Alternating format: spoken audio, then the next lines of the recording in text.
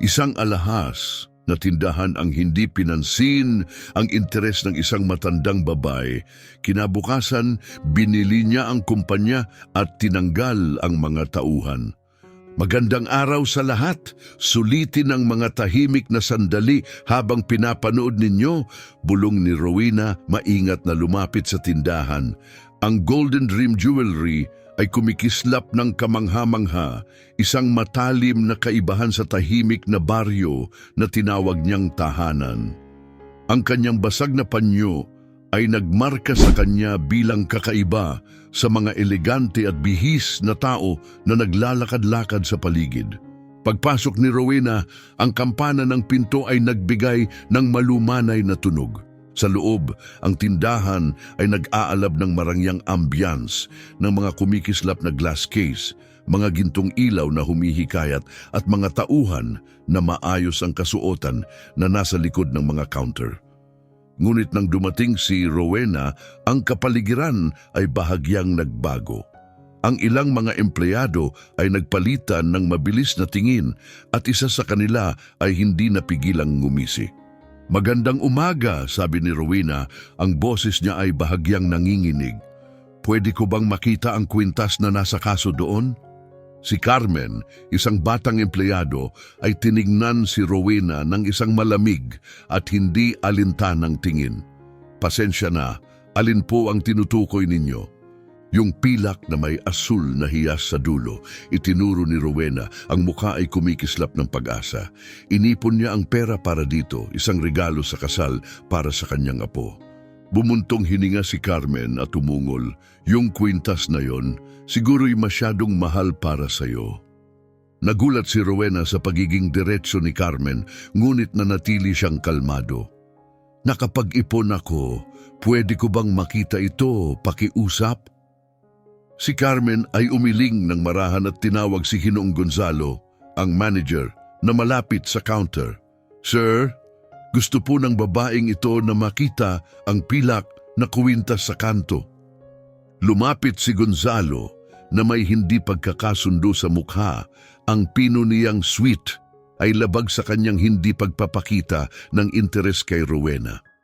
"Pasensya na, hindi po ibinibenta ang kwintas na iyon. Baka mas gusto ninyo ng ibang bagay na mas akma sa budget ninyo." "Ayon nga po sa kaso," kontra ni Rowena, ang boses niya ay puno ng kalituhan. "Display lang po yan, hindi po ibinebenta," sabi ni Gonzalo ng diretso. Tinalikuran siya upang tapusin ang kanilang pag-uusap. Huminto si Rowena, may isang matinding pakiramdam sa kanyang dibdib. Tumingin siya sa paligid, naghahanap ng ibang empleyado na pwedeng tumulong. Si Marilu, isang mas matandang manggagawa, ay pansamantalang nakatingin sa kanyang mata, ngunit mabilis na tumingin palayo. "Napakaabala," bulong ni Roberto kay Carmen mula sa kabilang counter. "Akala ba niya kayang bumili ng kahit ano dito? Mukhang galing siya sa mga murang tindahan." Pinigil ni Carmen ang pagtawa at bumulong, baka nga hindi niya kayang bilhin pati yung kahon na pinaglagyan. Narinig ni Rowena ang bawat salitang binitiwan. Ang mga pisngi niya ay namumula sa hiya, ngunit nagpumiglas siyang magpatuloy at lumapit sa isa pang counter. "Excuse me," tinawag ni Rowena si Pedro, ngunit hindi siya pinansin at nagpatuloy sa pag-polish ng salamin. "Gusto ko sanang makita," nagsimula si Rowena. Inilabas ang sobre na puno ng kanyang inipon na pera. Tumingin si Pedro sa sobre ng walang kibo at nag-abot ng balikat. "Wala pong mura rito. Baka mas makahanap po kayo sa mas maliit na tindahan. Baka may makita kayong ganun." Parang tinaga ang mga salita ni Pedro sa puso ni Rowena. Mas pinahigpit niya ang pagkakahawak sa sobre at tumitig kay Pedro, hindi makapagsalita. Hindi naisip ng mga tauhan ang halaga ng kanyang naipon na hindi lamang pera kundi ang kanyang mga pangarap at dedikasyon. Puno ng lungkot, nagsimula ng maglakad palabas si Rowena. Ang mga hakbang ay puno ng pagkatalo. "Bakit nila ako tinatanggihan dahil lang sa hitsura ko?" tanong niya sa sarili.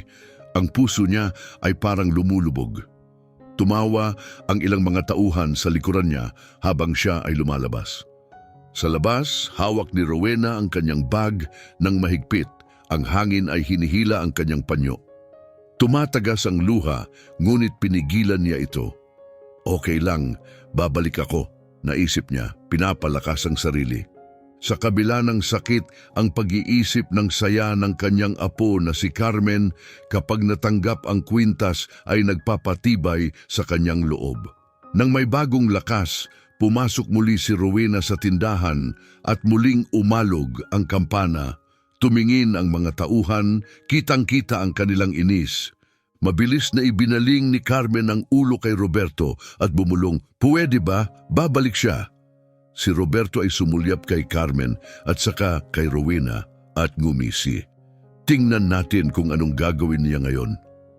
Pinagtaguan ni Rowena ang mga mapanghamak na puna at tuwid na naglakad patungo sa display case, nagsusumikap na mapanatili ang kanyang composure kahit na ang mga matalim na mata ng mga tauhan ay nagpaparamdam sa kanya ng pagiging isang estranghero sa marangyang lugar na iyon.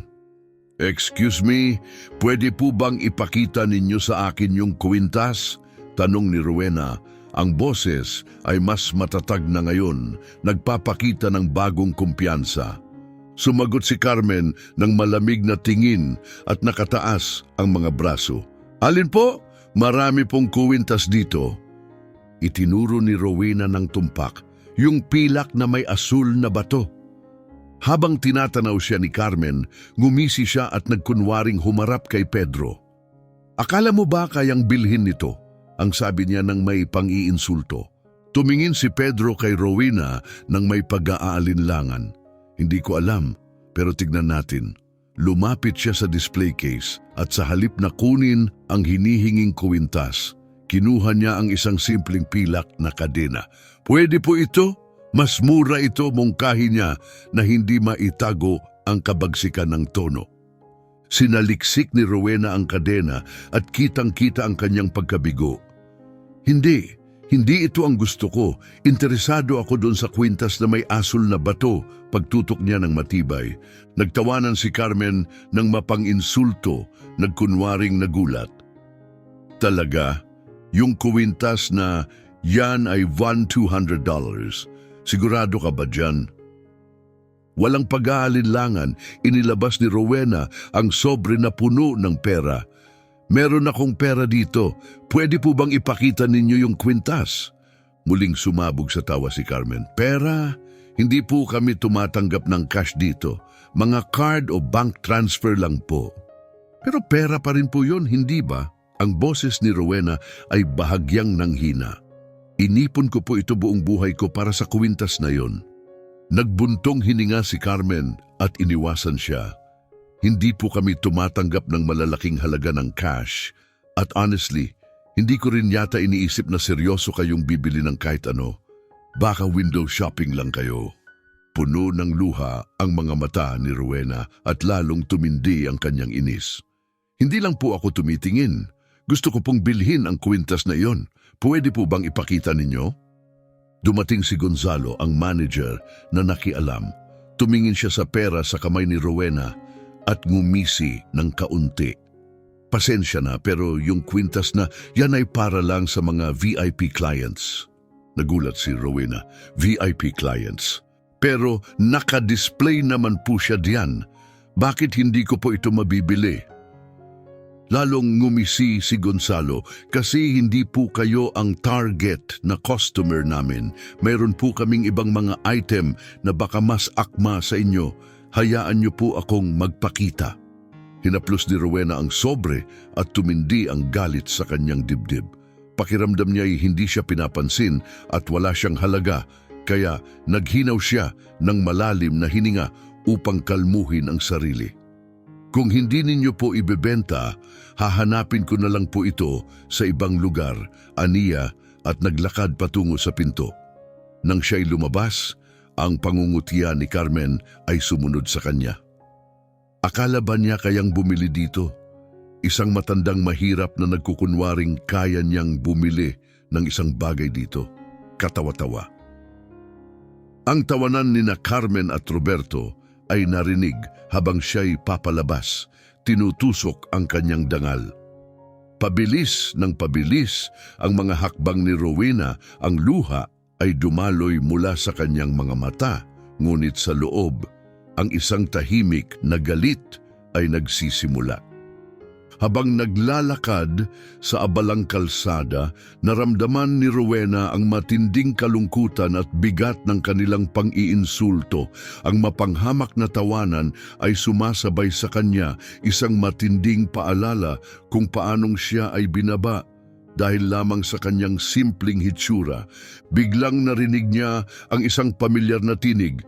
Mrs. Rowena, Mrs. Rowena, si Imelda, isang kabataang kapitbahay na napansin ang kalungkutan ni Rowena habang papalapit siya. Kakatapos ko lang mamili ng mga regalo para sa pamilya ko. Anong nangyari? Parang ang lungkot-lungkot mo. Napangiti ng mahina si Rowena. Kakatapos ko lang sa jewelry store. Lalong nag-alala si Imelda, bakit ka parang malungkot pagkatapos mong pumunta sa jewelry store? Matapos ang ilang sandali ng pag-aalangan, ibinahagi ni Rowena ang kanyang karanasan, iniisa-isa ang pangaalipusta na natanggap niya. Nakikinig si Imelda ng maigi, ang kanyang ekspresyon ay nagbago at nagkaroon ng galit. Hindi pwede yan, hindi nila dapat tratuhin ang kahit sino ng ganyan, sigaw ni Imelda. Okay lang Imelda, ang sagot ni Rowena, sinusubukang patahimikin siya. Sanay na ako, madalas kaming hindi pinapansin. Pero karapat dapat ka ng mas mabuti, ang sabi ni Imelda ng matatag. Hindi nila alam kung sino ka at ang mga magagandang bagay na ginawa mo. Kung alam nila, hindi ka nila tatratuhin ng ganyan. Ang malungkot ng ngiti ni Rowena ay nagtago ng lumalaking determinasyon, pinapalakas ng mga salita ni Imelda. Hindi siya walang halaga. Ang kanyang buhay ng paglilingkod at sakripisyo ay nagsasalita ng malakas. Hindi siya nararapat sa ganitong pagtrato. Buong tapang na naglakad si Rowena pabalik sa jewelry store, may malinaw na layunin. Nang tumunog muli ang kampana ng pinto, si Gonzalo ay nagangat ng ulo at malalim na nagbuntong hininga. Bumalik na naman?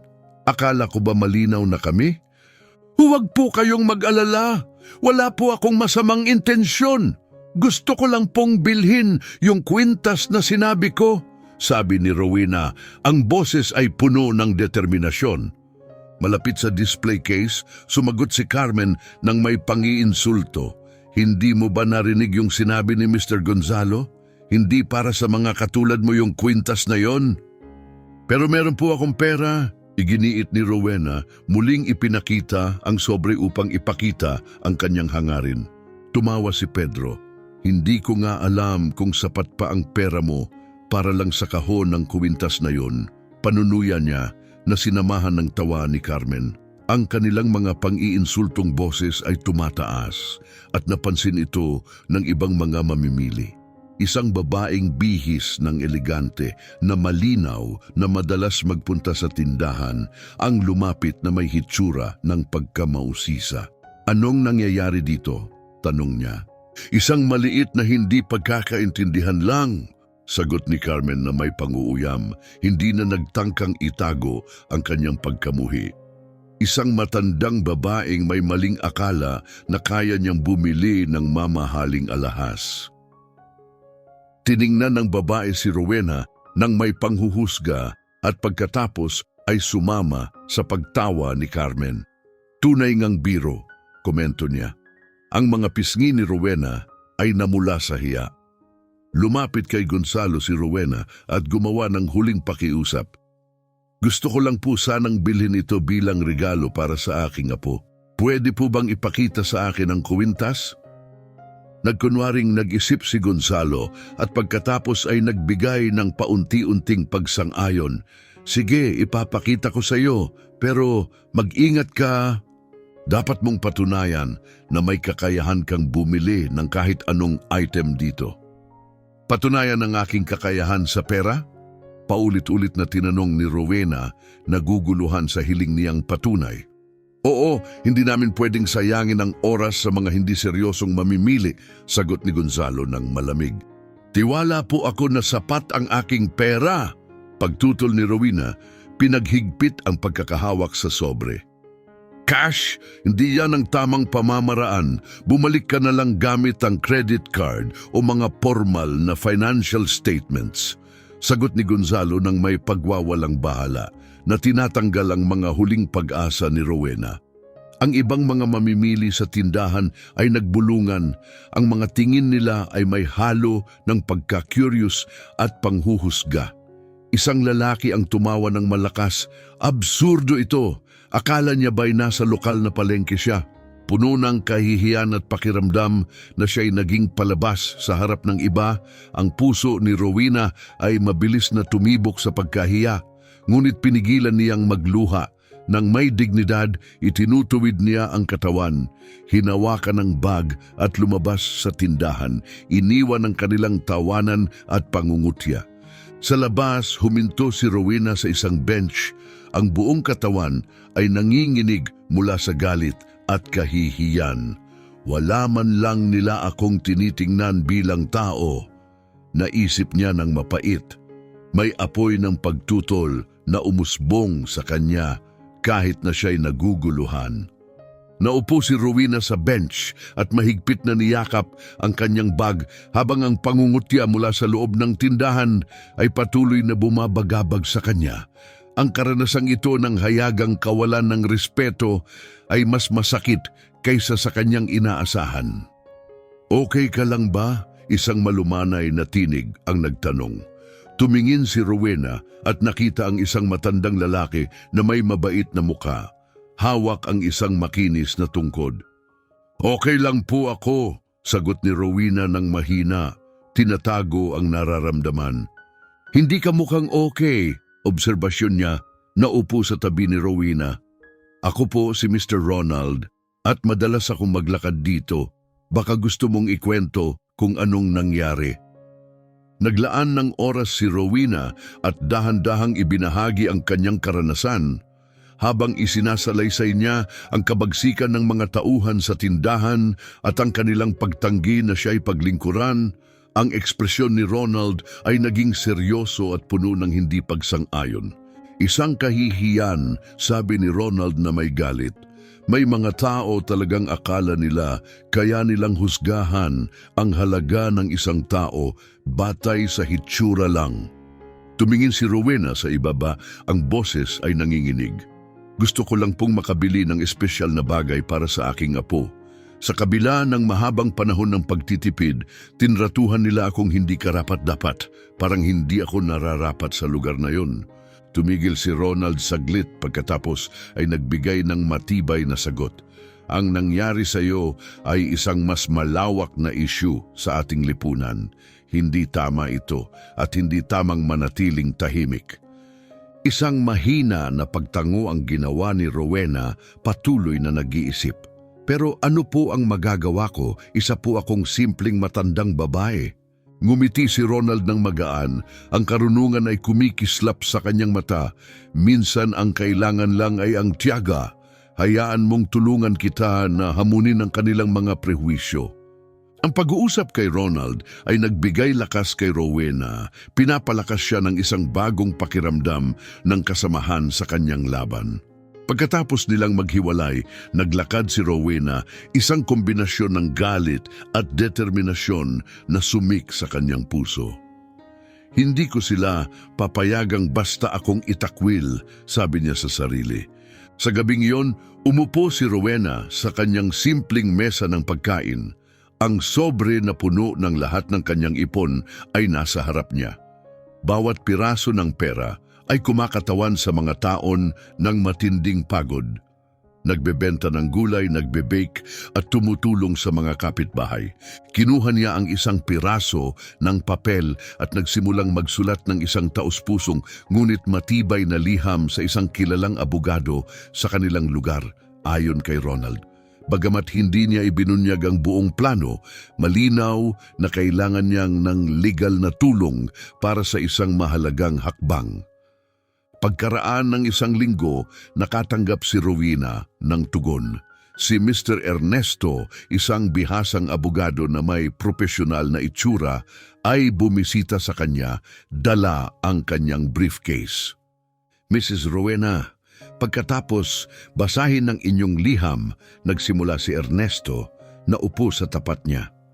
Ako'y nagulat at nahirapan sa inyong kwento.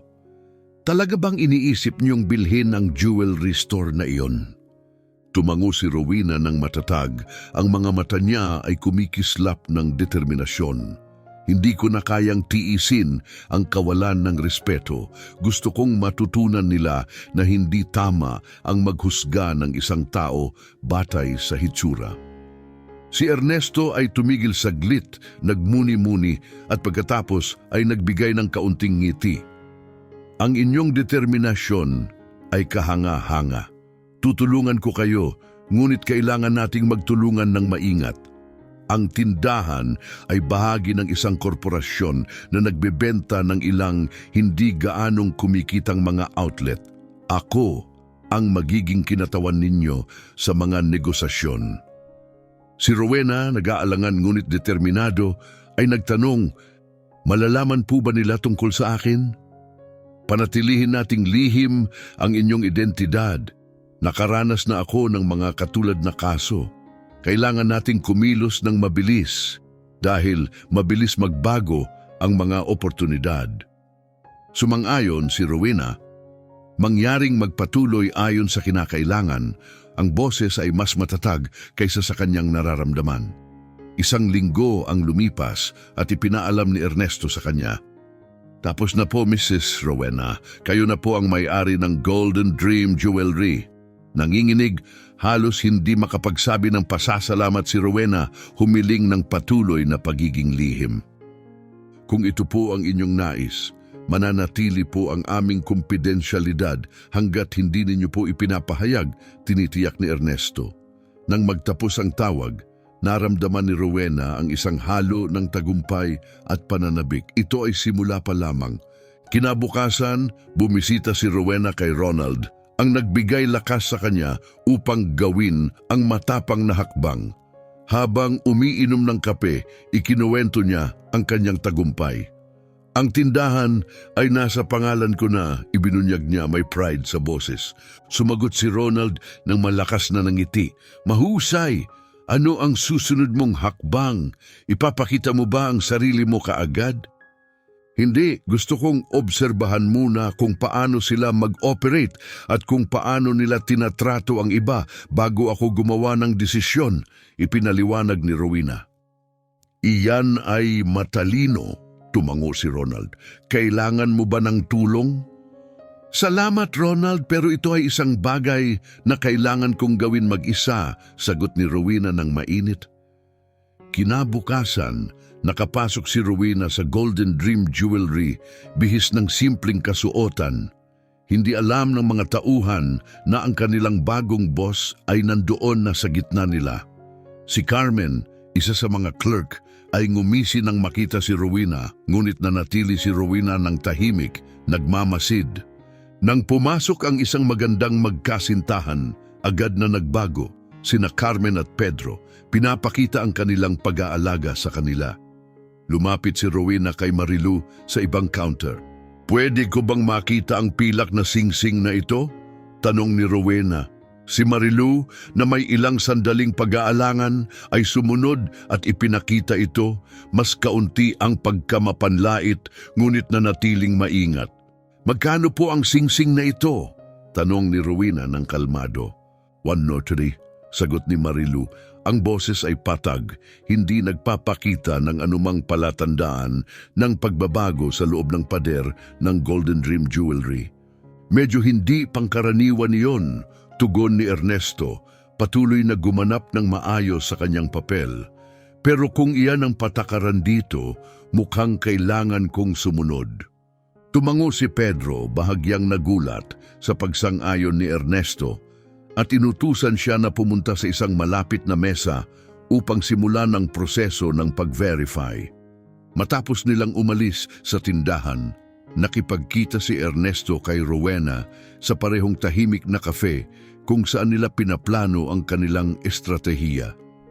Ibinahagi niya ng detalyado ang kanyang karanasan.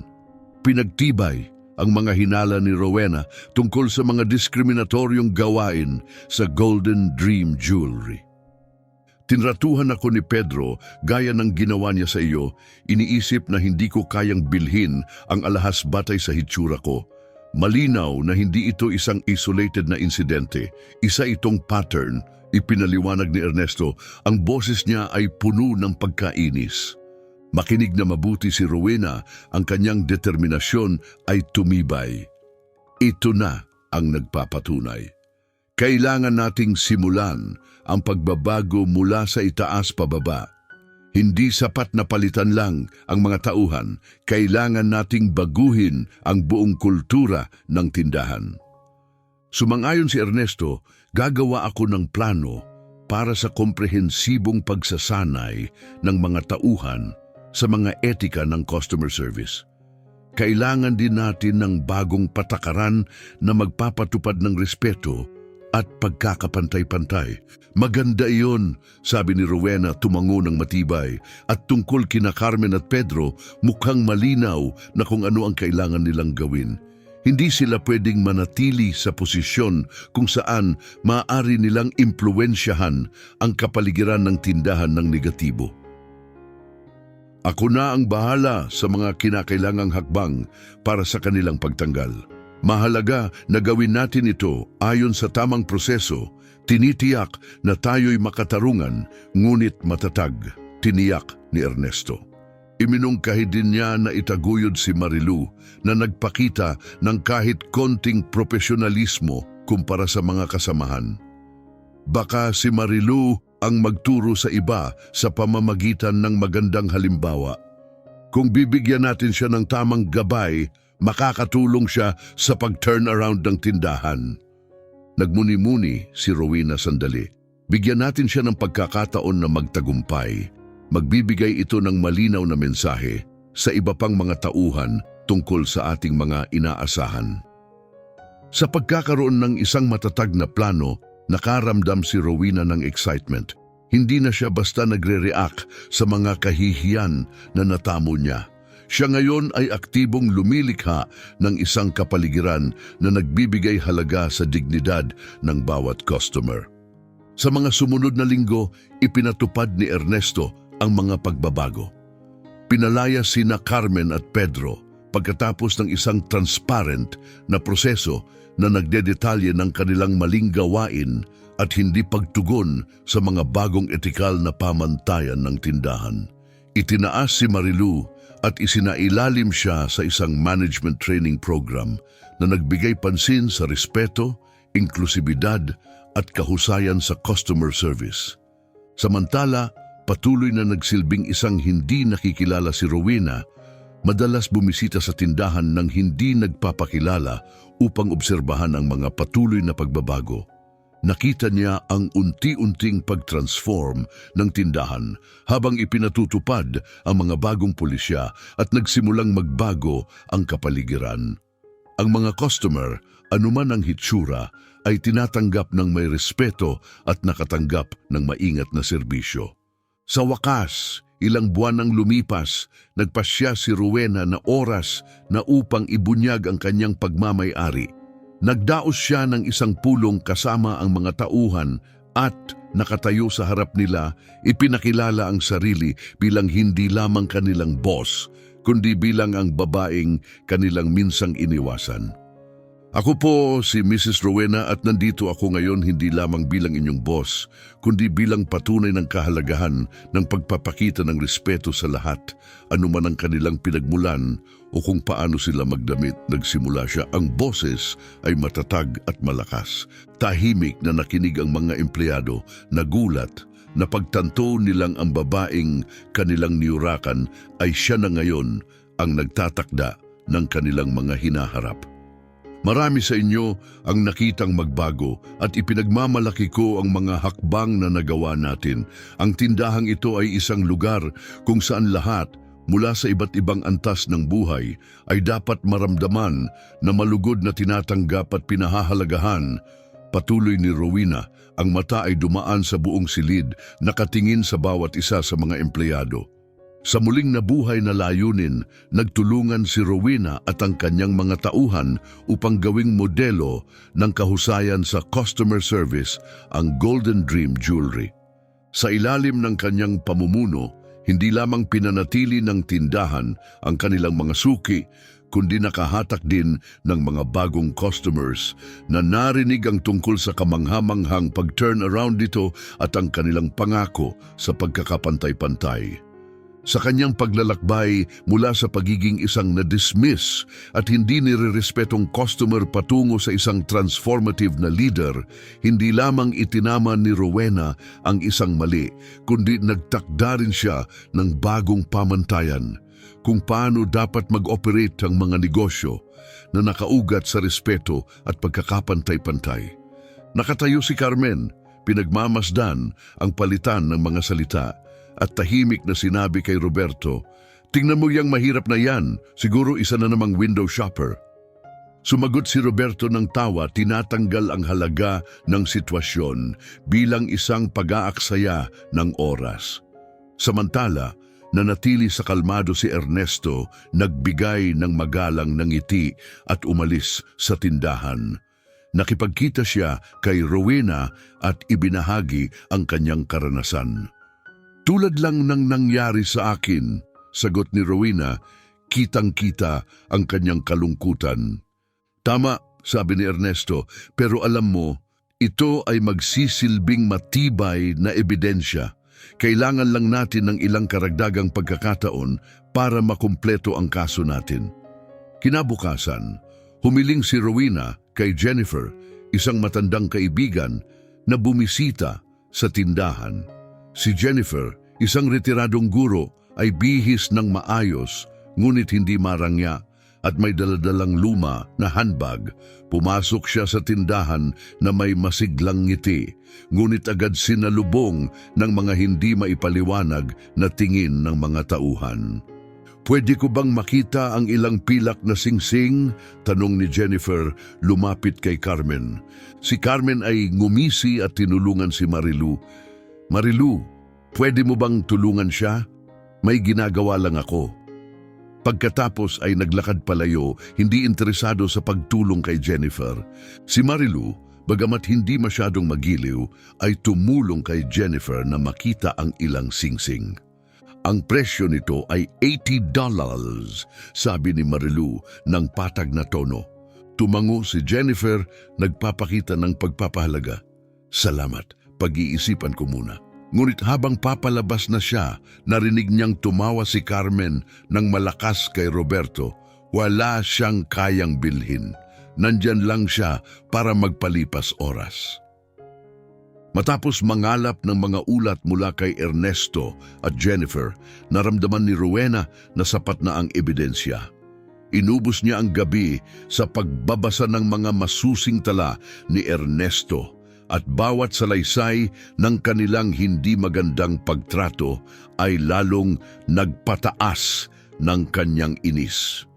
Hindi karapat-dapat maglingkod ang mga taong ito. Bulong ni Rowena, ang galit ay ramdam, ngunit pinigilan niyang magalit. Pinapaalala ang sarili, hindi lang ito para sa akin, ito'y para sa lahat ng niyurakan at minahal. Kinabukasan sa Golden Dream Jewelry, patuloy ang normal na operasyon ng tindahan. Kumikislap ang mga gintong ilaw at ang mga tauhan ay nagpapakita ng kanilang karaniwang yabang. Si Carmen ay nagpapanggap ng ngiti sa isang mayamang customer, habang si Pedro ay abala sa pag-aayos ng display, nang huhusga ang mga mata sa mga dumadaan. Ang araw ay nagbago nang pumasok si Rowena sa tindahan, hindi tulad ng dati na tahimik at mahinhin, kundi may maligaya at matatag na galak. Bihis siya ng maayos sa isang madilim na damit, at ang luma niyang wool scarf ay pinalitan ng isang eleganteng seda. Ang kanyang presensya ay nagbigay pansin sa bawat tauhan. Si Carmen ay kasalukuyang nag-uusap sa isang customer, ngunit biglang tumigil nang makita si Rowena. Kitang-kita ang kanyang pagkabigla at agad na bumulong kay Pedro. Siya na naman! Bakit siya nandito? Si Pedro ay tahimik na nagsabi, siguro akala niya makakabili siya ngayon.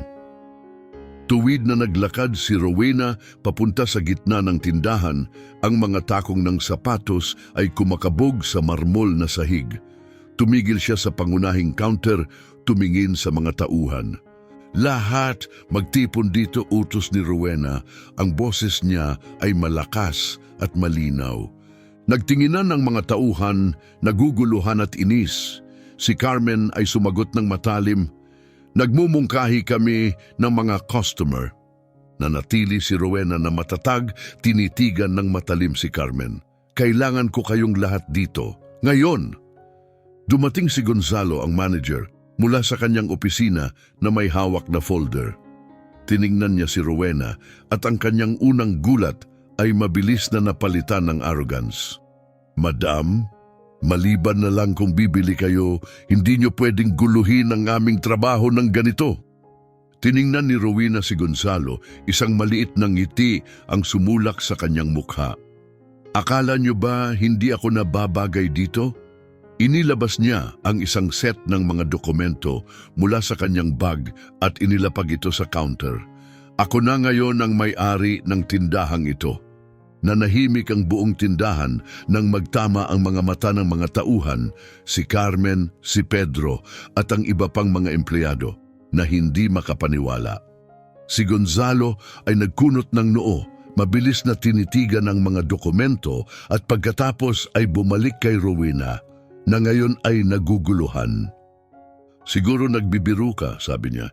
Hindi siya, sagot ni Ernesto ng matatag. Lumapit siya at inilagay ang isa pang set ng dokumento sa counter. Ang mga dokumentong ito ay nagpapatunay ng acquisition. Simula ngayon, si Mrs. Rowena Martinez na ang tunay na may-ari ng Golden Dream Jewelry. Nawala ang kulay sa mukha ni Gonzalo. Bumagsak ang panga ni Carmen at si Pedro ay napatigil, tanging pagkalito at pagkamangha na lang ang nararamdaman sa revelasyong ito. Hindi pwede, sumigaw si Carmen. Paano siya?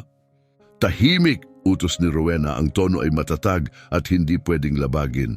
Kailangan ko ang inyong buong pansin ngayon. Lumapit siya at tinitigan ang bawat empleyado. Mukhang napagpasyahan ninyong tama lang na husgahan ang mga tao batay sa kanilang hitsura. Akala ninyo ba ang respeto ay para lamang sa mga mukhang mayaman o maayos ang damit? Si Carmen ay tumingin sa baba, hindi makatingin kay Rowena, habang si Pedro ay hindi mapakali, ang mga mata ay naghahanap ng pagkakataon na makalabas. Si Marilu, ang pinakamatanda sa kanila, ay nanatiling tahimik. Ang ekspresyon ay nag-iisip. Carmen, patuloy ni Rowena, ang boses ay matalim at tumagos sa tensyon. Inisip mo ba talaga na hindi ko mapapansin ang mga ginawa mong pagtrato sa mga customer, pagtatawa, pagpapabaya sa kanilang mga pangangailangan, at pati pagtawa sa kanila ng harapan, lahat nakita ko. Sinubukang magsalita si Carmen, ngunit mabilis na itinaas ni Rowena ang kamay upang pigilan siya. Walang palusot, ang inyong pag-uugali ay hindi maipaliwanag. Hindi na kayo nararapat dito, tanggal na kayo, epektibo ngayon. Nawala ang kulay sa mukha ni Carmen. Hindi mo ako pwedeng tanggalin. 6 na taon na akong nagtatrabaho dito. Ang haba ng panahon mo dito ay hindi sapat na dahilan para sa iyong mga ginawa, sagot ni Rowena ng malamig. Luminga si Rowena kay Pedro. At ikaw, Pedro, gaya ng ginawa mo kay Carmen, nagmamatigas ka at hindi tinatrato ng tama ang mga customer, tanggal ka na rin. Nanatiling tahimik si Pedro, ang mukha ay namumula sa hiya. Inilaan ni Rowena ang kanyang tingin kay Gonzalo. At ikaw, Gonzalo, bilang manager, dapat ikaw ang magsilbing modelo, ngunit pinabayaan mo ang mga reklamo at binigo mo pa ang ating kita. Ano ang masasabi mo sa sarili mo? Si Gonzalo, na pilit na iniiwasan ang pagkatalo, ay nauutal. Ginawa ko po ang sa tingin ko ay nararapat para sa tindahan. Wala kang ginawa kundi magdulot ng pinsala, sabi ni Rowena. Tanggal ka rin. Matapos matanggal ang mga tauhan, humarap si Rowena sa natirang mga empleyado. Ang layunin ko ay hindi sirain ang tindahang ito, kundi baguhin ito upang maging isang lugar na naggalang sa lahat ng customer, anuman ang kanilang hitsura o yaman. Kung may hindi sang-ayon sa direksyong ito, maaari nilang iwanan ang tindahan. Naging tahimik ang tindahan. Pagkatapos ng isang sandali, lumapit si Marilu, tumango bilang pagsang-ayon kay Rowena. Sang-ayon ako sa inyo. Palagi kong pinaniniwalaan ang pagtrato ng maayos sa lahat ng customer. Ngumiti si Rowena ng bahagya. Salamat Marilu. Nagtitiwala akong tutulungan mo kami na ayusin ang reputasyon ng tindahan. Tumalikod siya at tiningnan ang pintuan. Tumingin muli sa likod. Ito ay isang bagong simula. Huwag nating sayangin ito. Sa mga salitang iyon, umalis si Rowena. Ang kanyang pag-alis ay nagmarka ng simula ng isang bagong panahon para sa Golden Dream Jewelry. Determinado siyang baguhin ang kultura ng tindahan, pinahahalagahan ang respeto at kalidad ng serbisyo kaysa sa mga mababaw na paghuhusga. Kinabukasan, nagdao si Rowena ng pulong sa natirang mga tauhan sa maliit na opisina sa likod ng tindahan. Ang atmosphere ay puno ng tensyon at antisipasyon. Si Marilu ay nakaupo sa harap. Ang mukha ay isang halo ng alalahanin at pagtutok. Sina Evelyn at Ernesto, mga batang tauhan na responsable sa pag-bookkeeping at inventory, ay naroroon din. Nagsimula si Rowena, ang tono ay kalmado ngunit matatag. Nakita ko kayong lahat sa nakaraang mga linggo. Alam ko kung sino ang nagsikap at kung sino ang hindi. Ang mga hindi nagpakita ng respeto sa mga customer ay tinanggal na. Ngayon oras na para sa mga natira na magsikap. Tumango si Rowena kay Marilu. Marilu, bagamat hindi ka masyadong ginamit, nagpakita ka ng inisyatiba sa pagtulong sa mga customer. Mula ngayon, ikaw ang mangunguna sa pagsasanay ng mga bagong tauhan. Mahalaga ang iyong karanasan at dedikasyon. Nagulat si Marilu, ngunit natuwa. Salamat, Mrs. Rowena, hindi kita bibiguin. Pinagpatuloy ni Rowena ang pag-address kay Evelyn. Evelyn, kahit hindi laging involved sa customer interaction, mahalaga ang iyong pagiging maingat sa bookkeeping. Ikaw na ang mag-o-oversee sa ating inventory management. Si Evelyn ay nag-blush, nagulat pero nagpapasalamat. Salamat! Gagawin ko po ang aking makakaya. Huling tiningnan ni Rowena si Ernesto. At Ernesto, kailangan ko ng tulad mong may drive upang pamahalaan ang operasyon ng tindahan. Handa ka na bang gawin ito? Tumango si Ernesto ng may determinasyon. Oo, handa na akong gumawa ng pagbabago. Nagtapos ang meeting ni Rowena sa isang malinaw na layunin. Ipinakita niya ang isang sign na nagsasabing, respetuhin ang bawat customer, anuman ang hitsura, edad o kalagayan sa buhay. Ipinahayag niya, ang prinsipyong ito ang magiging gabay natin.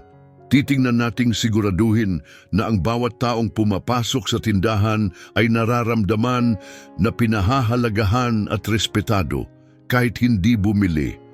Kung may hindi kayang sumunod sa pamantayang ito, hindi ito ang lugar para sa kanila. Nagbigay si Marilu ng matibay na tango, kasunod ang mga malalakas na pagsang-ayon mula kina Evelyn at Ernesto. Sa kanilang determinasyon, nabigyan si Rowena ng isang pagnanais ng pag-asa. Naisip niyang hindi sapat na panatilihin lamang ang kasalukuyang koponan sa Golden Dream Jewelry. Kinakailangan ang mga bagong miyembro ng koponan na magdadala ng positibong enerhiya at makabagong pananaw sa pakikisalamuha sa mga customer. Inatasan ni Rowena si Ernesto na maglagay ng mga anunsyo sa trabaho sa iba't ibang digital na platform at sa mga kilalang institusyon ng pagsasanay sa customer service sa buong New York. Ang tugon ay napakabilis at ang maraming aplikasyon ay dumaloy sa kanila. Maingat na sinuri ni Rowena ang bawat aplikasyon, naghahanap ng mga kandidato na puno ng sigla, mahusay makipag-ugnayan at tunay na may malasakit sa serbisyo. Ang mga interview ay ginanap sa maliit na opisina sa likod ng tindahan. Personal na nakipagkita si Rowena kasama sina Marilu at Ernesto sa bawat kandidato. Si Ricardo, isang dating empleyado sa isang prestihiyosong hotel, ay isa sa mga unang nagbigay ng magandang impresyon. "Ricardo, bakit ka interesado na sumali sa amin?" tanong ni Rowena. Ang mga mata niya ay matalim na nakatingin sa kanya. Sa isang tiwala ng ngiti, sumagot si Ricardo, "Naniniwala ako sa pagpapakita ng respeto sa bawat customer. Ang aking dating trabaho ay nagturo sa akin ng kahalagahan ng pag-unawa at pagtugon sa mga pangangailangan ng customer ng maingat. Nais kong dalhin ang mga kasanayang iyon dito." Tumango si Rowena, humanga sa kanyang sagot at isinasaalang-alang ang aplikasyon niya. Si Lourdes naman ay isa ring stand out sa mga aplikante. Ang kanyang mainit na ngiti at kumikislap na mga mata ay tumulong sa kanyang sagot nang tanungin siya kung bakit gusto niyang magtrabaho doon. "Masaya akong makipag-ugnayan sa mga customer ng positibo. Naniniwala ako na ang isang taos pusong ngiti ay kayang magbago ng araw ng isang customer," paliwanag niya. Dahil sa kanyang pagiging tapat, agad na napagdesisyonan ni Rowena na kunin siya. Pagkatapos ng isang masiglang linggo ng pangangalap ng mga aplikante, nakabuo si Rowena ng isang batang, masigasig at propesyonal na koponan. Inayos niya ang isang pagpapakilala sa pagitan ng mga bagong miyembro ng koponan at ang mga kasalukuyang tauhan, at ang mga mata ni Rowena ay kumikislap ng optimismo habang siya ay nagsasalita sa mga nakatambay na grupo. Nandito tayo hindi lamang upang magbenta ng alahas, kundi upang lumikha ng mga hindi malilimutang karanasan at gawing mahalaga ang bawat bisita. Magkasama, itataas natin ang Golden Dream Jewelry bilang isang simbolo ng kabutihan at kahusayan. Ang buong koponan ay pumalakpak, puno ng enerhiya mula sa positibong atmosfera. Nakita ni Rowena ang mga binhi ng pagbabago na kanyang inaasam na nagsisimula ng mag-usbong. Sa ilalim ng pamumuno ni Rowena, nagsimula ang isang malalim na pagbabago sa Golden Dream Jewelry. Binago niya ang estruktura ng koponan, mga operasyon, at mga pangunahing pagpapahalaga ng dahan-dahan. Kinikilala niya ang kahalagahan ng parehong kahusayan sa produkto at tunay na ugnayan sa customer. Kaya't sinimulan niyang i-redesign ang loob ng tindahan. Nag-engage si Rowena ng mga designer upang lumikha ng isang magiliw ngunit elegante na kapaligiran. Pinahina ang mga ilaw upang mapaganda ang ambience at inayos ang mga display case upang maging mas madali itong ma-access ng mga customer. Isang prominenteng pader ang nag-display ng bagong motto ng tindahan: respeto, katapatan, kalidad. Nagpakilala si Rowena ng isang seksyon na tinatawag na Loving Hands na nag-aalok ng abot-kayang alahas upang matiyak na ang mga customer mula sa iba't ibang antas ng kita ay nararamdaman ding pinahahalagahan. Ang bagong seksyon na ito ay idinisenyo upang magbigay ng mga makulay at makabuluhang regalo sa tamang presyo. Ang mga bagong kasapi ng koponan ay sumailalim sa masusing pagsasanay sa ilalim ng direksyon ni Marilu na binigyang diin ang kahalagahan ng pakikinig upang maunawaan, hindi lang upang magbenta. Ininstill sa kanila na ang mga customer ay hindi lamang naghahanap ng produkto kundi pati na rin ng kaligayahan at pagkilala. Isang araw, isang matandang babae na bihis ng simpleng kasuotan ang pumasok sa tindahan na para bang medyo hindi akma sa lugar. Hindi tulad ng dati, siya ay sinalubong ng kabutihan ni Lourdes, isang bagong kasapi ng koponan. "Magandang umaga po, ma'am. Paano ko po kayo matutulungan?" Magiliw na bati ni Lourdes. Ang babae, medyo kinakabahan, ay naghayag ng kagustuhang makakita ng bracelet para sa kanyang apo, ngunit nag-aalala tungkol sa halaga. "Huwag po kayong mag-alala, ma'am. Tutulungan ko po kayong pumili ng isang magandang at makulay na regalo," tiniyak ni Lourdes, at pinangunahan siya patungo sa Loving Hands section. Nang umalis ang babae mula sa tindahan, siya ay nakangiti, hawak ang isang magandang pilak na bracelet. Ang kwento ng pagbabago sa Golden Dream Jewelry ay mabilis na kumalat sa komunidad na nagpasiko ng interes tungkol sa bagong ethos ng tindahan. Kilala bilang isang welcoming na lugar kung saan ang bawat isa ay maaring mamili ng walang pangamba, naramdaman ni Rowena na kailangan pang palaganapin ang mensaheng ito. Nag-organisa siya ng isang maliit na press event sa loob ng tindahan na nag-anyaya ng mga lokal na media upang tuklasin ang kwento. Sa kaganapang ito, ibinahagi ni Rowena ang kanyang mga personal na karanasan ng diskriminasyon na binigyang diin, walang kinalaman ng iyong pinagmulan o kalagayan sa buhay, nararapat kang respetuhin. Inilarawan niya ang mga pangunahing pagpapahalaga ng Golden Dream Jewelry na hindi lang basta transaksyon kundi nagpapalaganap ng katapatan at kabutihan. Ang mga pag-uulat ng media na sumunod ay nagpuri kay Rowena bilang isang matapang na tao na ipinaglaban ang pagkakapantay-pantay at nagbigay ng bagong sigla sa sektor ng serbisyo sa New York. Ngunit ang mga ambisyon ni Rowena ay hindi lamang limitado sa pagpapahusay ng customer service. Ipinagkaloob niya ang isang bahagi ng kita ng tindahan sa mga lokal na charity efforts. Pinangunahan niya ang pagtatag ng Bracelets of Hope Scholarship Fund upang matulungan ang mga mahihirap na estudyante sa kanilang edukasyon.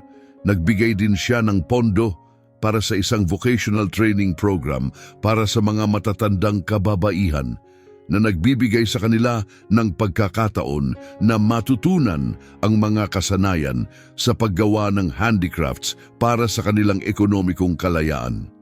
Pinangunahan siya ng kanyang pananaw na ang katatagan at pagiging mapagpakumbaba ay maaaring magbukas ng daan patungo sa kasaganaan. Taon-taon, ipinagdiriwang ng Golden Dream Jewelry ang kanilang mga kliyente sa isang malaking kaganapan na may mga libreng regalo, eksklusibong diskwento at taos-pusong mensahe mula sa mga tapat na customer. Ang mga pagtitipon na ito ay hindi lamang nagtaas ng benta. Lumikha sila ng espiritu ng komunidad na mahigpit na nakatali sa brand. Ang impluwensya ni Rowena ay ramdam din sa kanyang mga tauhan. Si Marilu ay naging masigasig na mentor. Ang makulay na personalidad ni Lourdes ay nagpasikat sa kanya sa mga parokyano at si Ernesto ay nakatagpo ng kasiyahan sa kanyang nakikitang papel sa panahon ng positibong pagbabago. Isang emosyonal na sandali ang naganap ng isang regular na parokyano ay nagpasalamat kay Rowena, sinasabing, "Ang inyong mga aksyon ay nagpapaalala sa amin na ang kabutihan at katapatan ay higit pa sa anumang material na yaman. Salamat po sa pagtuturo sa amin ng mahalagang aral na ito." Labis na natutuwa na pagtanto ni Rowena na ang kanyang mga pagsusumikap ay higit pa sa tagumpay ng negosyo. Nagbigay ito ng isang makapangyarihang mensahe sa lipunan. Ang tunay na halaga ng tao ay hindi nasusukat sa material na yaman, kundi sa malasakit na asal. Sa ilalim ng pamumuno ni Rowena, ang Golden Dream Jewelry ay hindi lamang naging isang nangungunang destinasyon ng alahas sa New York para sa mga magagarang produkto. Ito ay naging isang ilaw ng humanismo at kabutihan. Si Rowena, na dati hindi pinapansin, ngayon ay kinikilala bilang isang modelo ng integridad at moralidad. Ang kwento ni Mrs. Rowena Martinez ay isang makapangyarihang patunay sa epekto ng karakter at kabutihan sa pagbabago ng buhay. Itinuturo nito sa atin na ang halaga ng isang tao ay hindi dapat husgahan sa kanilang panlabas na hitsura, kundi sa kanilang mga aksyon at puso. Ang kwentong ito ay nagpapatibay na ang respeto at katapatan ay hindi lamang pundasyon ng tagumpay sa negosyo, kundi pati na rin ang nagpapayaman sa buhay komunidad ng mas malalim na kahulugan. Kung ang kwentong ito ay nakaantig sa iyo, mangyaring mag-like at mag-subscribe sa aming channel. Ang inyong suporta ay nagbibigay inspirasyon sa amin upang patuloy na magbahagi ng mga nakapagpapalakas na kwento. Taos-puso kaming nagpapasalamat sa inyong pakikilahok. Hanggang sa susunod na video.